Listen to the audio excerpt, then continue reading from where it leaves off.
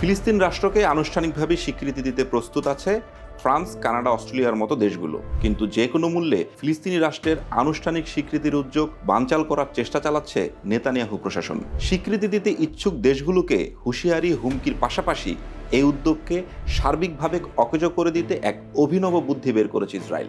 কি সেই পরিকল্পনা, যার মাধ্যমে স্বাধীন ফিলিস্তিন রাষ্ট্রের ধারণা কবর দিতে চায় সেটলার ইসরায়েল? জানবো আজকের স্টার এক্সপ্লেইনসে। সম্প্রতি নেতানিয়াহুর সরকার পশ্চিম তীরে একটি নতুন বসতি স্থাপনের পরিকল্পনা অনুমোদন দিয়েছে।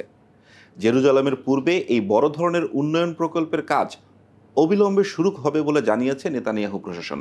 এই প্রকল্পের নাম রাখা হয়েছে E1, যার বাস্তবায়ন হলে পশ্চিম তীর কার্যত দুই ভাগে ভাগ হয়ে যাবে এবং একটি ভাগ স্থায়ীভাবে ইসরায়েলের অংশ হবে। এ প্রসঙ্গে ইসরায়েলের কট্টর ডানপন্থী মন্ত্রী বেজালেল স্মোত্রিচ বলেছেন, এই উদ্যোগ ফিলিস্তিনি রাষ্ট্রের চিন্তাধারাকে কবর দেবে। 1967 সাল থেকে পশ্চিম তীর অবৈধভাবে অধিগ্রহণ করে রেখেছে ইসরায়েল। সেখানে একের পর এক অবৈধ বসতি স্থাপন করে চলেছে সেটলাররা।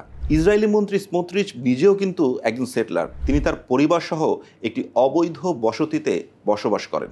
এবছরের 22 তারিখ থেকে শুরু হতে যাওয়া জাতিসংঘের সাধারণ পরিষদের সম্মেলনের সহ আয়োজকের ভূমিকায় থাকবে সৌদি আরব ও ফ্রান্স। এই সম্মেলনে ফ্রান্স, বেলজিয়াম, অস্ট্রেলিয়া, কানাডা এবং যুক্তরাজ্য ফিলিস্তিনিকে স্বাধীন রাষ্ট্রের স্বীকৃতি দেওয়ার ঘোষণা দিয়েছে। কিন্তু ওই সম্মেলন প্রসঙ্গে পররাষ্ট্রমন্ত্রী গিডিওন ওসার এরই মধ্যে হুঁশিয়ারি দিয়ে বলেছেন, ফিলিস্তিনিকে স্বীকৃতি দেওয়ার উদ্যোগ এক মারাত্মক ভুল। যারা এই উদ্যোগ নেবে তাদের বিরুদ্ধে একপাক্ষিক ব্যবস্থা নেওয়ার হুমকি দেন তিনি। এর আগে গত 30 আগস্ট ফিলিস্তিনি প্রেসিডেন্ট মাহমুদ আব্বাসকে নিউ ইয়র্কে অনুষ্ঠিতব্য এক অধিবেশনে যোগ দিতে বাধা দেয় ইসরায়েলের ঘনিষ্ঠতম মিত্র যুক্তরাষ্ট্র। মার্কিন পররাষ্ট্র মন্ত্রণালয়ের এক বার্তায় বলা হয়, মাহমুদ আব্বাস ও আরও 80 ফিলিস্তিনি কর্মকর্তার ভিসা খারিজ হয়। কিন্তু তাই বলে ভিসা খারিজ কেন? এই প্রসঙ্গে মার্কিন পররাষ্ট্রমন্ত্রী মার্কো রুবিও ফিলিস্তিনি নেতাদের বিরুদ্ধে শান্তি প্রতিষ্ঠাকে হেয় করা এবং একতরফা ফিলিস্তিনি রাষ্ট্র প্রতিষ্ঠার চেষ্টা করার অভিযোগ এনেছেন। পরে যুক্তরাষ্ট্রের এমন সিদ্ধান্তে মাহমুদ আব্বাসের কার্যালয় থেকে বিস্ময় প্রকাশ করা হয়। বলা হয়, এটি আন্তর্জাতিক আইন ও জাতিসংঘের চুক্তির বরখেলাপ। বলে রাখা ভালো, বর্তমানে ফিলিস্তিনি জাতিসংঘের পর্যবেক্ষক হিসাবে আছে। 2012 সালে সাধারণ পরিষদে সর্বসম্মতিতে ফিলিস্তিনিকে স্থায়ীভাবে পর্যবেক্ষকের মর্যাদা দেওয়া হয়। পশ্চিম তীরে প্রায় 30 লাখ ফিলিস্তিনি বসবাস করেন।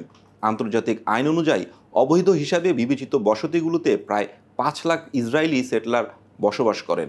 এর আগে পূর্ব জেরুজালেম ও গোলান মালভূমির অধিগ্রহণ করে ইসরায়েল।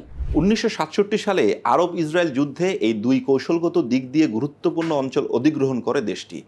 বিশ্বের বেশিরভাগ দেশই ওই দুই অঞ্চলে ইসরায়েলি শাসন বা আধিপত্যের বিষয়টিকে অবৈধ হিসাবে বিবেচনা করে। ফ্রান্স, যুক্তরাজ্য সহ কানাডা, অস্ট্রেলিয়ার মতো দেশগুলো যখন ফিলিস্তিনিকে স্বীকৃতি দেওয়ার ব্যাপারটি বিবেচনা করছে, এই প্রক্রিয়ার ঘোর বিরোধিতায় আসছে নেতানিয়াহুর প্রশাসন থেকে।